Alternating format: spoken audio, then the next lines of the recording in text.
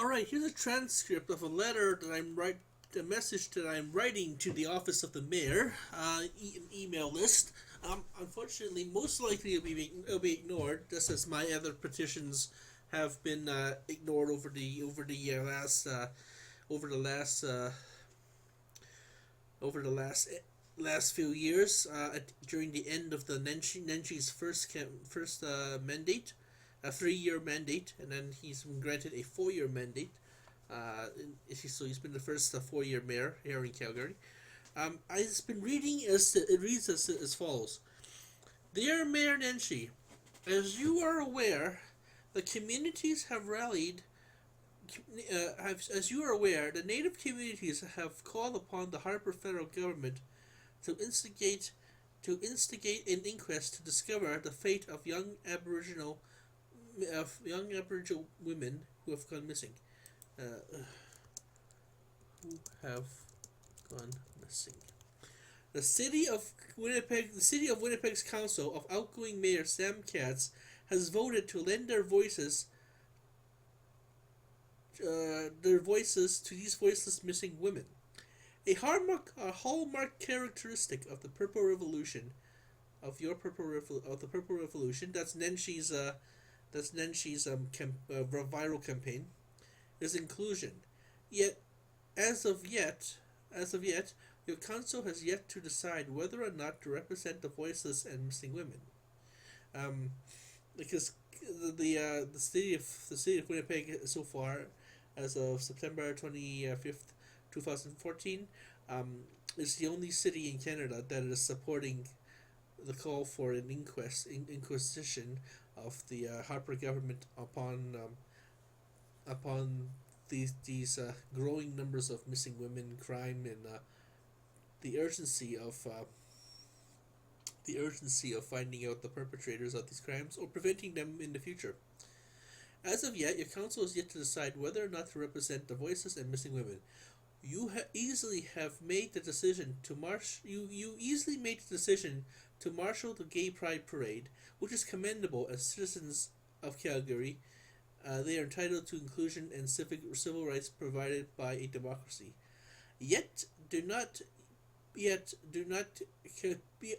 But do not Calgarian and Aboriginal women deserve the same value and dignity?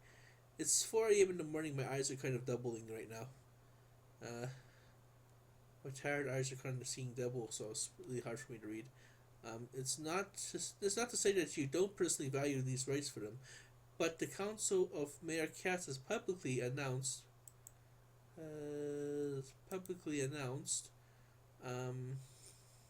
their intention to stand up against these acts of violence, to plead the urgency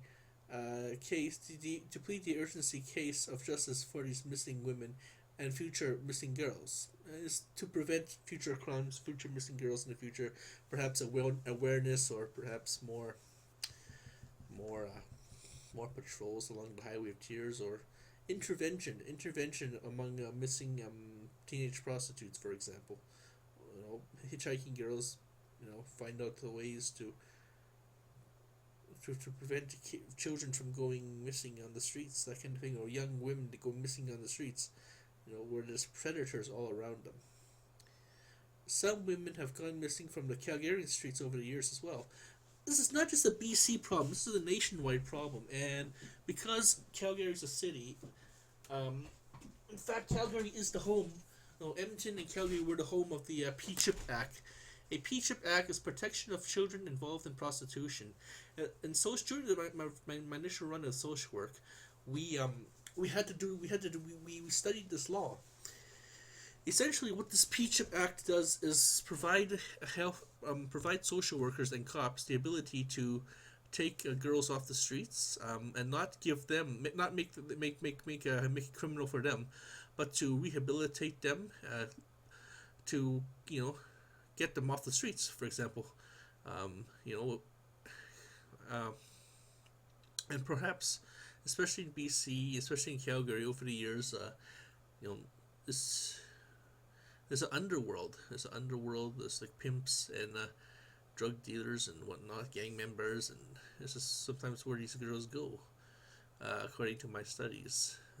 The Patriot Act is being implemented by Interpol and other agencies across the country that are combating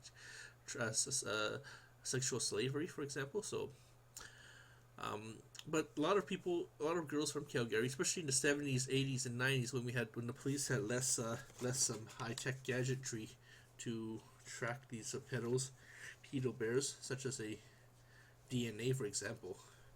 They all pretty much cops back then in the 70s. They pretty much had a Rolodex and a phone. That's about it. No computers, no nothing, no IDs, or just a walkie-talkie, a phone, and this is probably like when you think of the movie Zodiac, something like that in the 80s and 70s. A lot of kids got missing. There was a big scare. There was a big scare of kids going missing, going on milk cartons, that kind of thing. But not only just kids, but young women too are involved in the trade, sex trade, and sometimes also just not even involved in the sex trade, but they're also involved. They're also just hitchhiking. It's not a good smart thing to do, but humans do dumb stuff, and it's not to punish them for their Darwinic ignorance, but this is to honor their memory, to sympathize with them. This is the whole point of this letter. This is not to scold the native women, but to say that they were victims of sex crimes. They were they were victims of misogynistic crimes committed by mostly males. It's like, who's to say? I mean, Mark Lepine is not this is. Mark Lepine's Mark Lepine was a crazy gunman who went crazy with a rifle. He failed the army. He failed a bunch of other cool stuff he tried out for. Without exerting himself, and he went bonkers and tried to blame all women for his problems. And it's without having to blame, and that's to say that but you don't blame men. You don't blame men for having to being the cause. You blame psychopathic men, like Mark Lepine is a psychopathic man. These murderers were sexual sycophants. If I'm using the term correctly, sycophants, but they're sociopaths. And I'm probably boring everyone to tears of my monotonic voice, but that's the way my voice is when I'm into trailing mode, and I apologize. I'll continue reading this letter here. As mayor of the Calgarian tribe of Aboriginals, you are invested with this vestment onto you. You have been invested with this vestment onto you recently. Some women have gone missing with Calgarians over the years. As mayor of the Calgarian tribe, as Aboriginals have invested you with this investment with you recently. This is referring to Treaty 7, calling him the leader of the Calgarian tribe or something. There's an Aboriginal native term they gave him. So this. I mean, the natives of Treaty 7 has granted Nenshi honorary, pretty much honorary membership in their ranks in their community. So Nenshi should be able to support the call for finding out what happened to these missing women, and prevent that from happening again. Prevent crime against women from happening again, on behalf of the women, because of Aboriginal women, because he called this wonderful title. So your council should debate and vote however you choose on this issue of supporting the call of action and denouncing these acts of violence as the Edmontonians have, as the Winnipeggers have.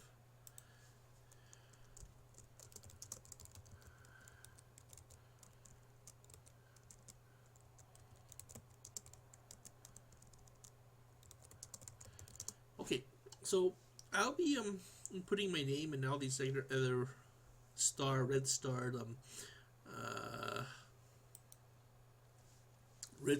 necessary data, in the biometrical data in the fields, in the blocks, in the field blocks, squares. So I won't be showing you who I am because I know you're watching me, Cossacks. So I know that I know that some of you people are watching me. So from my other gaming videos. So I need to also change the label of this video from comedy to serious, because this is not a comedy. This is people getting killed here. Young women are getting killed here. They're people. They have lives. So what I'm basically saying is, how is a gay man getting his head kicked in anything different than a woman getting her head kicked in? They're two people savagely getting their heads kicked in. Hurts. They lose their teeth. They get into concussion mode. Maybe perhaps can't even walk anymore. The injuries are the same for both of them. So why does Nenshi want to? Well, can easily pick to choose one to marshal for one parade and not champion another champion against violence for another vulnerable demographic. Okay, so thank you for watching my show. No, not my show, but thank you for watching this reading of this letter. I'm going to be contacting each counselor, especially Sean Keating of Ward 12. And these videos will serve as a recording of to prove when I wrote them, how long it took them back to get back to me. If they do get back to me, they won't. And this will prove proof that they don't care. This is just to hold them accountable. The thing about democracy too is, if leaders are not held accountable to the needs of the people, like us, then they can do whatever they want. They can say whatever they want, whatever promises they make, and it's just a communism. But every time we have to vote for them, right? We can choose to vote for them again, put them in power again, and it's our fault. It's not to say that Nenshi's doing a bad job, but sometimes Nenshi could be doing something. It's very atypical. This is very atypical of Nenshi.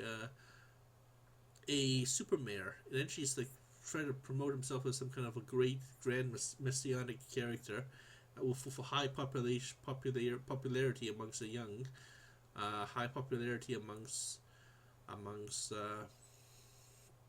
Calgarians, and this will be a perfect thing for Nenshi to do. Nenshi's council to follow through, to support, because it'll cement his legend. Not just to cement his legend, but it's the right thing to do. I mean, Mayor Katz is on his way out, and he's pretty much he's not going to benefit from this. It's going to be his next mayor who benefits from it or whatnot. So he's doing it because it's the right thing to do. And Nenshi just got to do the right thing to do, because he is a leader. People look up to him. We look up to him, and to say that, yes, we want to stop violence against women. This is how we do it. When someone want to say that we want to say that the violence against women, there's too much violence against women. Let's just stop it. Let's change domestic, even domestic ones, where women don't get killed or kidnapped on the highway, where women are being beaten up, men are being beaten up. Violence against spouses, violence against family, it's just got to stop. Violence period has got to stop if we were to have a peaceful, civilized city, which is what Nenshi's job is supposed to be as mayor, to try to remotely make that happen. So thank you for watching this reading of this letter. Hopefully they'll get a hint that, gee, we as mayors should be setting an example against denouncing violence. Basically, what Mayor Katz is doing is saying, Mayor Katz and company and his councilors are saying, we are not going to stand for violence. We are not going to. We want to have violence justice. If we do not have violence, if justice is not pursued against violence, then it's to say it's okay. It's not okay. Mayor Katz is saying it's not okay. We're standing up to violence. We're standing